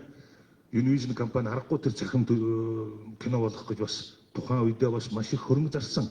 Тийм учраас зүгээр олох орлогоо цөмөрө хуваалцъя. Би нахмадуудынхаа эрүүл мэндийн нийгмийн асуудлыг шийдэх шилэн дас байгуулъя гэж байгаа байхгүй юу? Тэгээ энэ олон хүмүүсийн асуудлыг шийдэхгүй бол хүн чинь маш хэцүү. Тийм учраас товчлоод хэлэхэд бол удахгүй энэ асуудлаас гайгүй талдаа шийдэгдэх баха. Та бүхнийхээ бас асуудлыг шийдэх боломж гарах болов уу гэж би залбирч байна. Би яг Монгол кино ичтэй төсөл гэдэг төслийг анх эхлэхэд нь гардаж эхлүүлсэн хүн байна. За 11 онд энэ төсөл эхэлж ирсэн. Саяны нөө Univision гэдэг талынх нь хүн байна. Тэгээд яг энэ томьёогийн хэлдгээр архив би энэ хооронд бид нар хууль зүйн яам архивын газартай дандаа хамтарч ажиллаж байна. Тэгээд архивын ерхий газрын дарга намайг энэ төслийг 11 жилийн өмнө эхлүүлээд үдийн улсын аваа явах хооронд бараг 10 сая хэрэгцсэн. Тэгэхээр энэ төрийн байгууллагатай ажиллах нэгдүгээр энэ хүнд байдаг. Хоёрдугаарт бид нар архивын ерхий газар негатив хадгалагддаг газар нь архивын ерхий газар гэсэн. Кино үйлдвэрт позитив хайлснууд хадгалагддаг. Тэгэхээр бид нар ихээс нь буюу негатив хайлснаас нь хөрвүүлэх төхөөрөмжийг архивын ерхий газар дээр авчиж суулгацсан байхгүй. Тэдний үйлдвэрийг герман руу авч яваа сургаан бэлтцсэн. Тэгээд тэндээсээ хөрвүүлээд явж итл 270 орчим уран сайхны кино байна. 36 оноос 90 он хүртэл бүрийн хэмжээний уран сайхны кино. Дээрээс нь баримт кинонууд байна. Одоо Чимдуган цамаас ахуулаад тэгээ ингээд баримт кинод нэм. Дээрээс нь кино журнал гэдэг маш гоё архив байна. Сар болгоо гэдгээс тэрийг бүгднийг хөрвүүлээд дижитал болгоод одооний энэ технологиор нь дамжуулаад залуучуудад үзүүлмээр байна. Гэвч дахиад нөгөө бидний тухайн үедээ 10 жилийн өмнө бид нар 500 сая төгрөгөөр Германаас авч ирсэн төхөөрөмж маань одоо архивын ерхий газар эвдэрсэн. Дахиад бид нар энэ хугацаанд 10 жилийн хугацаанд 70 киног хөрвүүлж чадсан. Дахиад тэнд 200 одоо кино байна. Хальс чи өөрөө 100 жилийн настай. 36 оноос хойш одоо кино хийсэн гэвэл эрхжил тэ 90 жил нь болж байна. Тэгээ одоо 10 жил үлдэх гэдэг. Яаж технологийн дагуу, яаж стандартын дагуу хадгалсан энэ та бүхний хийсэн энэ түүхийн өв одоо энэ нэг юм улсын байгууллагуудын одоо ойлголцохгүй байдал те энэ юмнаас болоод ер нь айгүй хүнд байдалд орсон байгаа. Энэ төсөл зогссон байгаа шүү. Түмээ захирлаа гэж. Тэгэхээр одоо хэдүүлээ одоо ярилцгал хэрэгтэй байгаа юм л та. За би ярьж болох уу одоо? За нэгдүгээр сая Нарбац хэрлээ ярьсан энэ ажлыг шуурхай бол төмөдөө одоо энд байгаа одоо өдөртөх ажил хийдэг хүмүүс, энд хамаатай хүмүүс. Энийг энэ бичлэгээр телевизээр гараад яваад дамжуулаад сонсох очих ёстой хүмүүс нь энд анхаараас. Энэ бол Монгол улсын түүх явж байгаа шүү. Урлагийн түүх, Монголын кино урлагийн түүх, Монголын одоо социализмын жилүүдэд хөгжсөн түүх. Тэр кино мэд кино журнал баримт кинонуудаар чинь уран сайхны кинонууд явж байгаа. Тэгэхээр энэ дээр анхаараасаа гэж нэгдүгээр төсөө. Хоёрдугаар миний хамгийн их бухимддаг одоо бүх киночдын өмнөөс уурж хашгирмаар чарламаар байдаг. Одоо би гэхдээ уурлахгүй, чарлахгүй, хашгирахгүйгээр айтайхан ярихыг хичээе. Нэг хоёр өвхөр байтугай. Зүгээр нэг гар утасны зүй бочирцаа юм хулгайцсан хүүхэд 10 жилийн яад авч ирсэн түүх байгаа шиг. Гэтэл яагаад би энийг л хэлээд өгдөг. Оюуны өмчийн кино болоод за өөр бусад хүн оюун тарихаараа бүтээдэг. Тэгээ энэнгээрээ амьдрдаг оюуны өмчийн маш олон бүтээл бий. Энэ дундаас кино хамгийн өндөр төсвөөр бүтдэг. За хамгийн багадаа бидний одоо Univision кино компанитай хамтраад, Намади кино компанитай хамтраад тийм ээ. За оронжтой гэдэг одоо өөр ямар хувийн юунууд бидэртэй хамтраад ажиллаад бүтээдэг кино хамгийн багадаа тухайн компаниас хувь хүнээс нийлээд 100 орчим сая төгрөг гардаг. 100 сая төгрөг бидэг нөхөж олж авч чадахгүйгээр өнөөдөр платформ дээр 50 гууд маргааш нь алдагддаг. Тэгээ одоо бүр амар болсон. Univision компани дээр очиод киногоо нийлүүлэх гэж байгаа шүү дээ. Тэгээ асууна. Миний дөө кино ингээ ахвар танах яаж хамгаалах вэ? Хамгаалж чадахгүй шүү дээ. Одоо алдахгүй байгаасаа би залбирцгаая гэдэг болчих. За хүслийнхаа асуулт хүсэлт байна уу? Богинохон хэлдэг. Маш олон хүмүүс ингэж гараа одоо энэ миний хэлээд байгаа чинь хүсэлт шүү дээ. Эрүүгийн хуультайгаа уяад өгөөч. За. Эрүүгийн хуулийн өмчийн хулгай гэдэг. Тэгээд энэ кино бодоод оюуны өмчийн гибт үйлдэл гэдэг. Үгүй энэ чинь хулгай. Тийм учраас тэр хуулиндаа хулгайн гэмт хэрэггээ тусгаад өгөөч. Тэгээд энд бол одоо ингэж байгаа. Айгу амархан шүү дээ. Миний санагт бол би хуульч зааж байгаа. Хуульч хүн биш учраас надад айгу амархан санагдаад шүү. Гэтэл хуульч нь юу гэж ярьдаг вэхээр ингэж байгаа. Хэцүү шүү дээ. Энэ хуулинд өөрчлөхгүй. Юу хэцүү юм. Надад бол 3 хүүхд солиод хэдэн хуульч сууж байгаа. За энэ оюуны өмч киног хулгайлаад ингэсэн хохирлын төдөн төгрөг болоод ингэсэн ийм юмыг ингэнэ. Тодорхой заагаад эрүүгийн хуулиндаа хорих ялтраа болгоод торгуулийн яадаг одоо бүтээсэн анхны хөлсийн тэр чигтний иргэн олгоно гэдэг юм уу. Наадхан 50 сая төгрөгийн өрөнд унаа гэж хүн бодохгүй шүү. За баярлалаа услах. Ингэмээр бол хуулийг чангатгаад эрүүгийн хууль руу оруулж өгөөч гэсэн. Эрүүгийн хуулийн өмчийн хулгайтайгаа уяад өгч. Энэ чинь хүний өмч шүү дээ. Тэгэлгүй яах вэ? За дараа микрофон. Энд хэлийг нэ за ийшээ тэр ийшээ явчихаа бочлоо. Энд манай ахмадуудаас бас саналаа хэлье гэж. За та микрофон аваач. Богинохоо яриа шийдүүлээ одоо цаг байгаа. Би бол одоо энэ Монгол киноны техникийн ажилтны хамт олонны дунд сууж байна. Би та нарын энэ оюуны өмчтэй холбоотой юм шиг мөртлөө холбоогүй юм шиг мөртлөө холбоотой нэгэн одоо юм үзэж нүд тесттэй хавт хэлье. Энэ хараа та манай одоо ирээдүйд кино хийх хүмүүс урдны кино хийж зургийн талбай гэж байна уу? Цааш байх уу? Ер нь хараа энэ зургийн талбай зураг аван оюуны өмчөө хамгаалж байна. Та нар тийм хийн гэхэд кино зохиолтончоо, кино найруулагчаа зураг авалт орно. Гэхдээ миний хамгийн их эмзэглэж байгаа юм Улаанбаатар хотод чинь түүх хэрэгтэй үсттэй. Түүхэн кинонуудыг хийх ёстой үсттэй. Яагаад түүхэн барилга байгууламжаа нураагаад байна вэ? Урт цагааныг нурааж авахд уран бүтээлчид юу хэлвэ та нар? Одоо дараа нь социализмын үед нэлээд олон бүтээн байгуулж хийгдсэн байгаа. Бүгд түүхэн кино, түүхэн барилга байгууламж шилэн барилгаар, толин барилгаар дуусан. Энэ урлаг юм уу? Тэгвэл Европын орон хотны галерей байдаг. Миний Германаас надад нэг удаа тэгсэн. Нэг байшин бариад байгаа харагдсан байхгүй юу? Би тэр цог явж байгаад. Тэгсэн дараа нь дахиад уулзаад хоёул явсан хуучны барилга болсон байна. Би асуулаа. Гэхдээ энэ барилга бариадсан чиний барихгүй мэс чинь. Үгүй ээ. Энэ чинь кино зургийн хэрэгтэй, ирээдүйн хэрэгтэй гэж хэлсэн. Яг одоо та нар дэлхийн нийтийг таарж байгаа. Хаяагүй явж өмсөж байгаа. Би уран бүтээлч шопингд явуулдаа. Олзлын төлөө яв. Ийм л бараа кино урлаг явдаг. Энд чинь оюуны өмч чинь төрийн өмч чинь хамтдаа орох ёстой мó гэж бодож байна. За ингээд баярлалаа. Баярлалаа. Үнэхээр чухал асуудал бол үнэхээр энийг бид нар өв соёл бол хамгаалах нь бол хамгийн нэгдүгээр. Түрүү яг нэг Амрагийн одоо хэлснээс бол яг бодогдсон зүйл гэхээр энэ хийж байгаа кино маань бол тэгэхээр хувийн өмч одоо болохоос гадна бол энэ бол үнэхээр үндэсний баялаг. Тэгэхээр энэ үндэсний баялаг хохироод байна гэдгийг бол одоо яг энэ хууль тогтоогч юу эцээст яг гол одоо асуудлын юу гэхээр бол бид нар бүгдээрээ хуулийн хүрээнд ажиллана, бүгдээрээ хуулийн хүрээнд амьдрна. Тэгэхээр энэ хуулиар бид нар бол сайжруулах хэрэгтэй. Тэгэхээр энэ хуулиар хууль юу яаж байгаа хүмүүстэй хүргэх л гол асуудал. Тэгэхээр тэр тал руу одоо хандаж яриач гэдгийг л одоо хүсмээр байна хүмүүс. За сайн байцгаана уу? Ямар ч байсан маш чухал одоо хэлэлцүүлэг зохион байгуулж байгаа зохион байгуулагч нартай талархал илэрхийлье. За би тэгээд зарим нэгэн санал болон зөвлөмж ч юм уу өөрийнхөө сэтгэлийг хуваалцах гэсэн. Өнгөрсөн Бусаны кино наадам дээр явж байхад Хятадын Хонконгийн 2 дистрибьютортэй, нэг Сингапурын дистрибьютортэй танилцсан.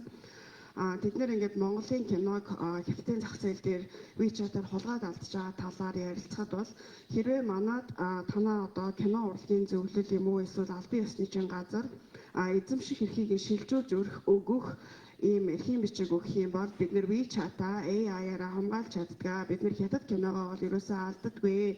Хятадын нутаг дэвсгэр дээр та нарыг төлөөлж чадах субъект байдаггүй учраас энийг бол одоо хийж чаддгүй. Бид нэр Хятадын элчинд бол хандхад бол кино урлагаас хол байдаг учраас бид нарт ямар ч арга хэмжээ авдаггүй гэсэн. Тэгэхээр цаашид магадгүй юуны Хятадын дистрибьюшн компаниудтай юм уу эсвэл Бээжингийн кино наадам дээр очиод ч юм уу энэ асуудлыг ярих юм бол арай өөр төвшөнд ярилцаж магадгүй хаа гэж зөвлөж байна. Өнгөрсөн 8 сард бас ондорж хатагтай Орос руу явсан. Тэгэхээр Оросын кино салбар бол маш сайн хөгжсөн. Ер нь бол яригдж байгаагаасаа нэлээд өөр төвшөнд бол байна лээ. Бид нар гадна талаас нь медиа салбар бол дайн дайжин болж байгаа. Өөрчлөгдсөн байгаа гэж байгаа боловч 6-аас 7 IPTV-ийн бүр дотоодынхоо зах зээлдээ маш өндөр хөгжсөн. Америкийн бүх Netflix, Warner Brothers гэх мэтчлийн компаниуд нь гараа авсан байсан. Тэгэхээр энийг бас ер нь хоёр хөрштөөгөө нэлээ өөр төвшөнд ярих юм бол энэ асуудал шийдэгдэж магадгүй гэсэн бодол байна. За хоёрдугаарт нь болохоор би Эрдэнэ 2-ыг хэлмээр байна. За одоо технологи одоо нэлээд сайн хөгжсөн байна. Оюуны өмчөө хулгай гарч байхад 5 хоног шийднэ гэж юу гэсэн үг юм бэ? Энийгээ цахим болгооч. Цахим болгоод ингээд ганц сабмит гэдэг тавч дараад тэгээд эсвэл одоо хин Монголигаар өөрийнхөө гарын үсгээр ингээд гомдол мэдүүлэхэд тэрийг нь 24 цагийн дотор шийдэж өгдөг юм цахимжуулах систем рүү орооч. Миний ажил биш, чиний ажил биш гэдэг ингээд би рүүгээ юу яагаа суугаад байх юм аа. Одоо энийг болмоор байна.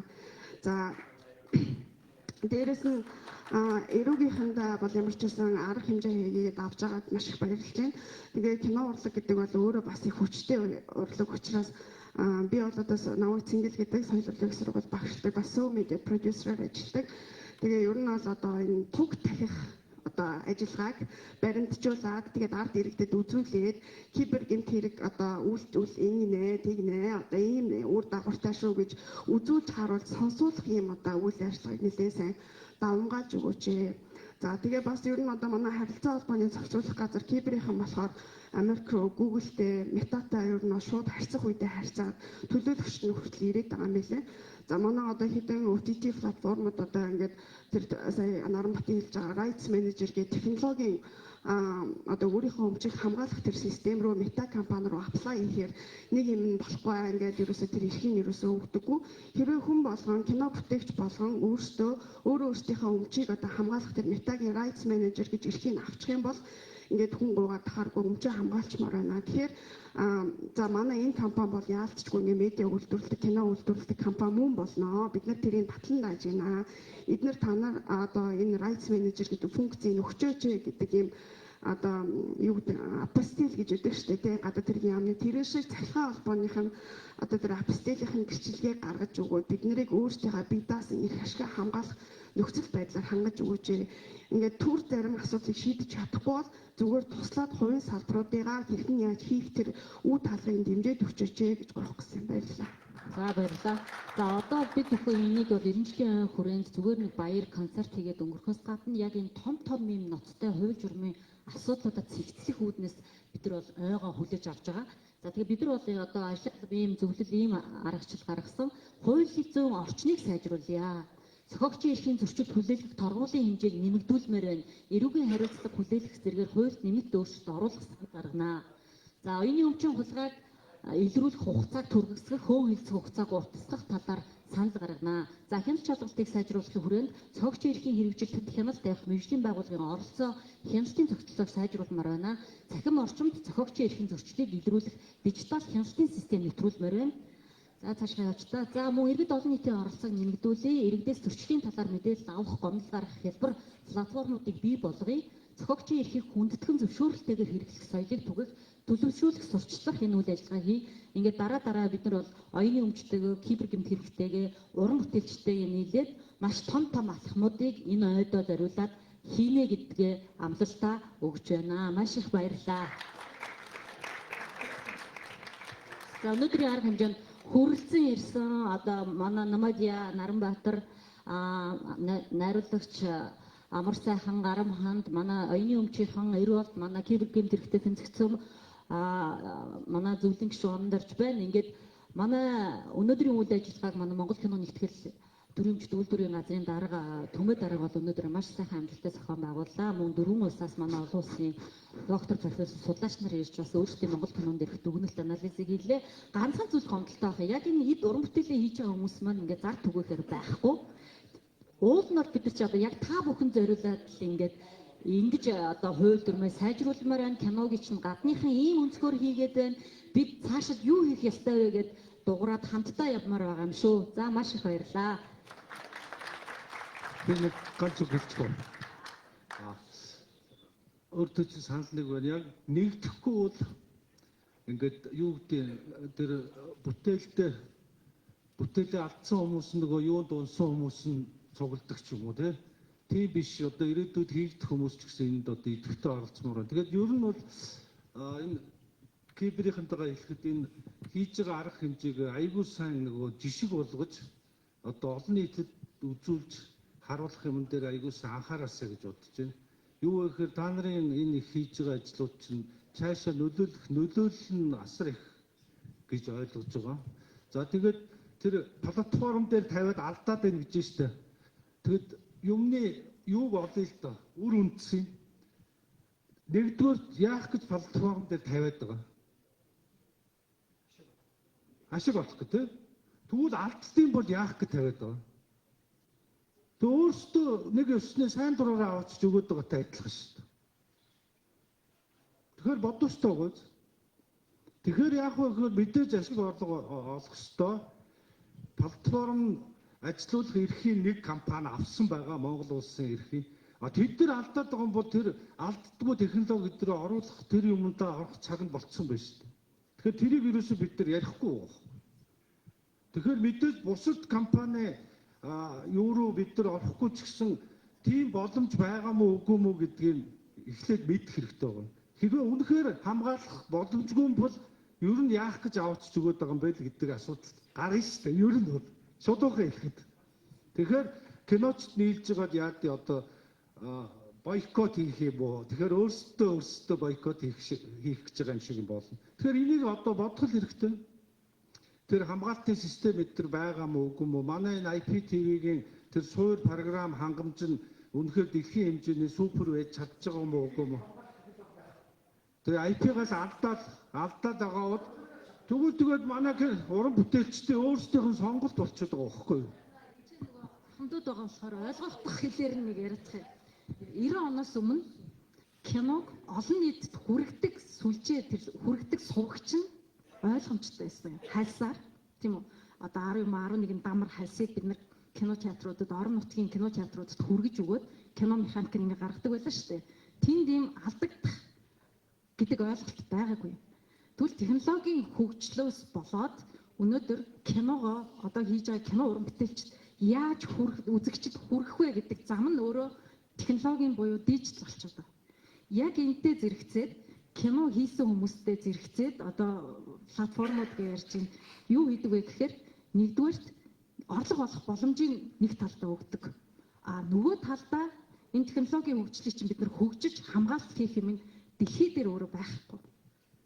Одоо торрент гээд янз бүрийн ийм сайтнууд байна. Тэрэн дээр Netflix-ийн оригиналч байна. Нөгөө саяны цэнгэлийн эвлдэг хятадын мундаг киноч байгаа. Солонгосын киноч байгаа. Монгол кино за торрент дээр байна шинэ дижитал ингээ яаж вэ? Тэгэхээр ерөөсөө оюуны өмчийн хулгай гэдэг нэг талдаа бид нар ингээд өнөөдөр хангалттай ярьж байгаа юм нь юу вэ гэхээр шийтгэл тэ хариуцлага тооцох ёстой, үзэгчээ ухамсартай болгох ёстой гэдэг юм ярьж байна.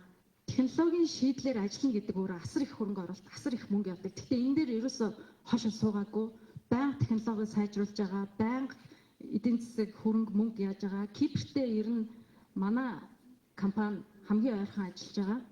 Яг саяны туг тарих гэдэг кейсийг гаргаж ирэх гээд тэр телеграмыг хөөгөөд бид нар яг ном журмын дагуу бүх кейсүүдэд өгж байгаа. Яг өнөөдрийн надад мэйлээр хариу ирсэн байна. 1 сарын 21-нд өгсөн бидний хүсэлт гомдол Кипр дээр хэрэг болгож очоод нөгөө 50 саяас дээш одоо юутай алдаг хохирлтой гэдгээрээ хэрэг болоо очсон. Тэгээ өнөөдөр манай хуулиас над руу мэйл ирж байна л да.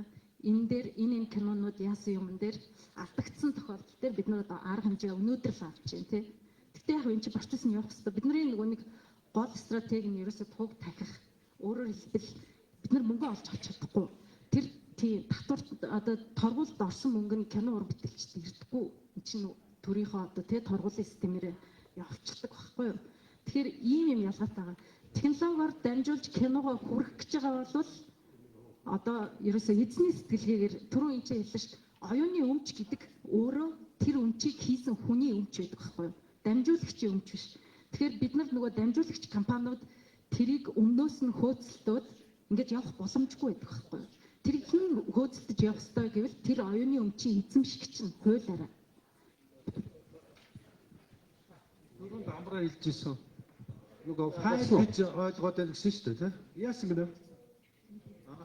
Файл гэж ойлгоод энэ бид нар нөгөө юу хурал дээр ярьжсэн энэ кинонууд нөгөө юуны гэрчлэгээ шүү дээ.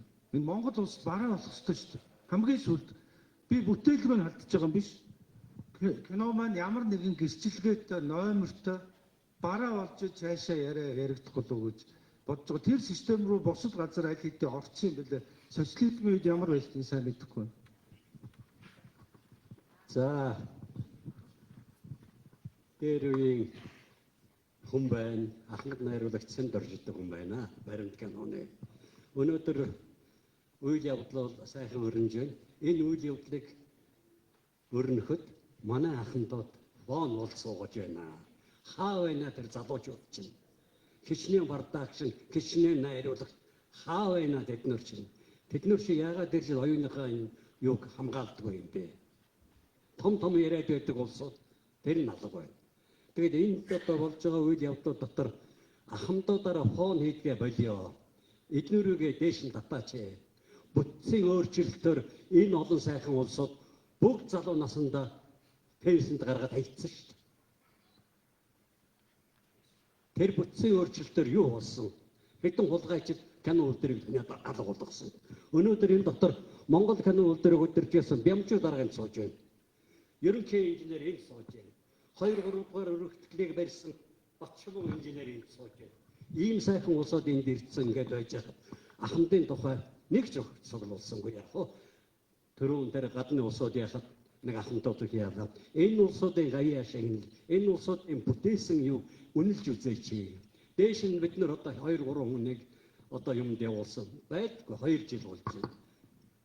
Яагаад дарааны театр, яагаад бус урлагийн байгууллагууд ингээд ахмадуудаа харж үзээд байгаа. Манай энэ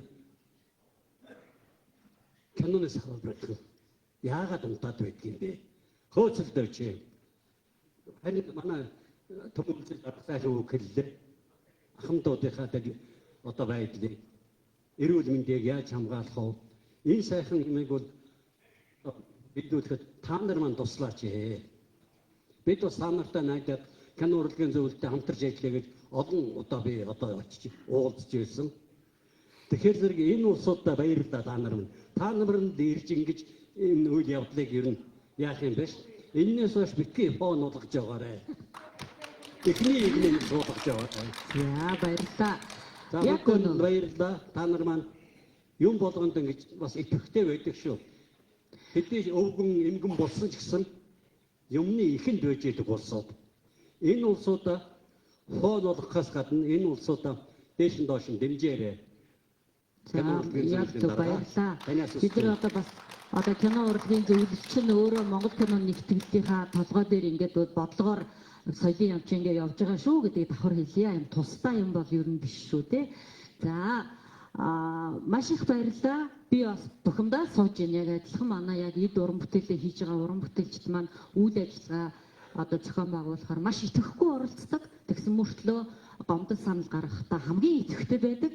Тэгээ одоо харцгааны лайваар ингээ үннийг хэлий оролцоотой байгаа чи дараагийн одоо ялангуяа оюуны өмчийн асуудал дээр манай энэ паналистуудтэй оролцогч манай Наранбаатар амар сайхан гармаа манай оюуны өмчийн дарга бол ингээ цаашаа бас хамтдаа бид нартай тэмцээд өгөөч гэж уймаар байна, хүсмээр байна. Энд чи одоо ганцхан зөвлөлгүйгээд энэ бүтэхгүй байхгүй юу? Яг оюуны өмчөө алдж байгаа эзэн дуурахгүй бол бид нар өмнөөс нь дуурж болдгоо тийм хууль журамтай байгаад байгаа байхгүй юу? Тэгэхээр өмчөө оюуныхаа бүтээлийг алдж байгаа уран бүтээлчд маань хамтраад өгөөч гэдэг уриалгаар өнөөдрийнхөө хэлэлцүүлгийг өндөрлөё. За баярлалаа бүгд.